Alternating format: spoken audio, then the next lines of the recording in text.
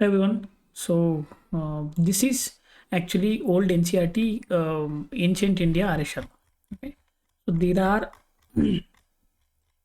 certain chapters which had merged in this soft copy. So if you are reading soft copy and if you compare it with your hard copy, don't get worried that these are not actually the chapters covered here. It is covered, but basically this has been amalgamated. Okay. So the chapter number of chapters that is there in the uh, textbook is 28 or 29. Two chapters are less. That's it. Okay, which has been combined. So which are the chapters which are important here? See, I assume that you guys have already read 6th NCERT plus 12th NCERT, themes in Indian history part 1, right? After reading that, if you guys are reading this book, then you have to skip some chapters, right? Which are those chapters that you have to skip? See, the first chapter is not important because this is for the history academics, right? Then second chapter is also not important. The construction of ancient Indian history, not important. Third chapter is not important. Stone Age is not important because we have already covered it in 6th NCERT. And questions are very less here from this. The stone copper phase is also not important, right? Then comes the Harappan civilization. From here, the importance starts.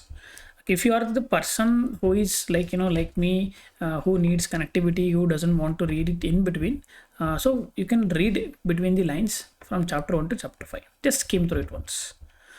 If you are a person looking for the exam perspective, and you don't have such tendency, you can start from 6th NCERT Harappan civilization.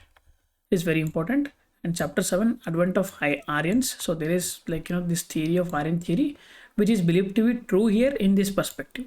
Okay, and they have given, so kindly go through it, but which is basically being rejected now. There are many theories about that. So instead of it, you focus on the Rigvedic time, right? So Rigvedic gods and Rigvedic time, we just focus on this. Next, chapter 8, the expansion of later Vedic period. This is from 1000 to 600 BC. Just go through it. Iron basically started from here.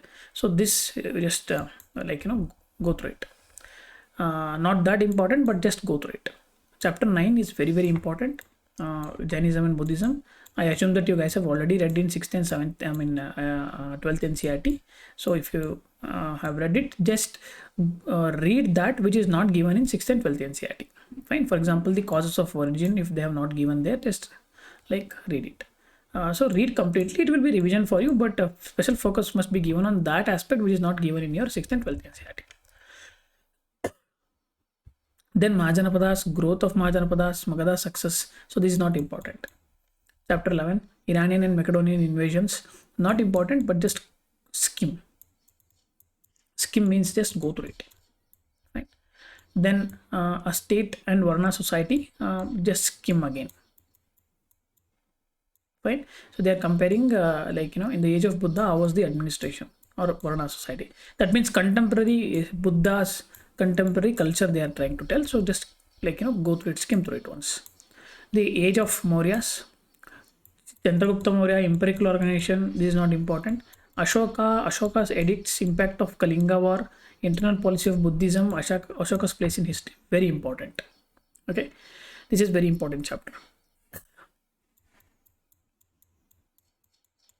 Okay, next coming to Mauryan rule, the state control, economic regulation, spread of material culture, causes and fall of Mauryan Empire.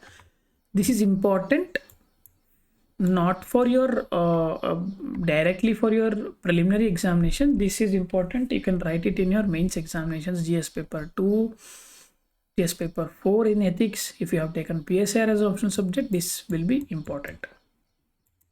Read it. Central Asian contacts, Indo-Greeks, then Shakas comes, Parthians comes, Kushanas comes, impact on Central Asian contacts. This part is very important, very, very important. The impact is very important, but just go through the other aspects also.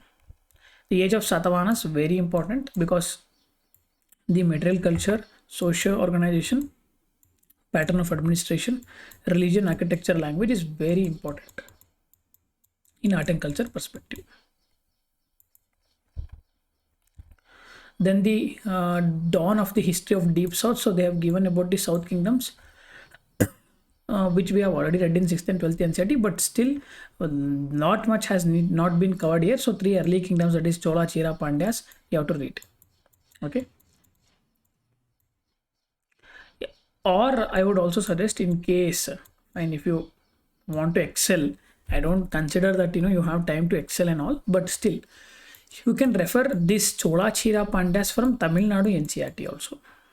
Like if you want to do some more soft smart work, right? So I'll leave this chapter, just read it from the Tamil Nadu, because they'll give more important perspective in such aspect, in case if you have time, or else this chapter is suffice. Crafts, trade, towns, I don't think it is important, not at all important. Okay, you can leave it. Fine. Then the rise and growth of Gupta Empire, very important, because the empire is not important. The social developments that happened there, that is important. And Buddhism and Brahmanism at that time, art, literature, science, and technology is important. This chapter is important. Spread of civilization. Eastern India. Just go through it, skim through it, how the civilization spread across because basically it was situated on the banks of Indus, okay, during the the Indus Valley civilization time, so 4,700 years back. Then it started slowly flourishing on the Ganges, on the banks of the river Ganga. Fine. So how actually it spread across the subcontinent, that is being given here, especially in Eastern India. This is very important. Just go through it. There might be mains question, one mains questions from it. Then Harsha and his times, very important. His administration is not important, but Huyen Tsang's account, Buddhism and Nalanda is very important. Then formation of new states, rural expansion in Peninsula, Pallavas, Chalukyas. This is not important. That important aspect is the temples, demands on temples is very important. Social structure is very important. Okay, so just go through it, this chapter, but emphasis must be given on temple and social structure. Cultural contact with Asian countries. This is important for your IR paper, or if you have PSR as an optional subject. You will write historical perspective or relation, cultural relation between the countries. Transformation of ancient phase, how actually it transformed into the medieval age, that is being given. So just go through this chapter, that's it. Fine. So in this Bhakti and Tantrism is very important. Then sequence of social changes, again, like this is very important. These are all very important for mains examination, in case if they ask the question. So that's why you have to go through it once. Try to understand what made the transformation of the ancient phase. This is very important in mains perspective. Then legacy in science and civilization. This is not important. They have not actually asked, but religion and formation of social classes is important. Philosophical systems is important. But if you are writing also state PSC, KPSC, Karnataka Public Service Commission, this chapter is completely important. Okay, so this is how you should read. So again, if you want me to quick revise, the first 5 chapters are not important. You can directly leave them. Start from the 6th chapter, Harappan civilization. Then in chapter 7, Rigvedic period, you should read. Then chapter 8, later Rigvedic expansion, you should read. Jainism, Buddhism is very important. Then directly coming to the Mauryas, very important. Ashoka edicts, impacts of Kalinga is very important.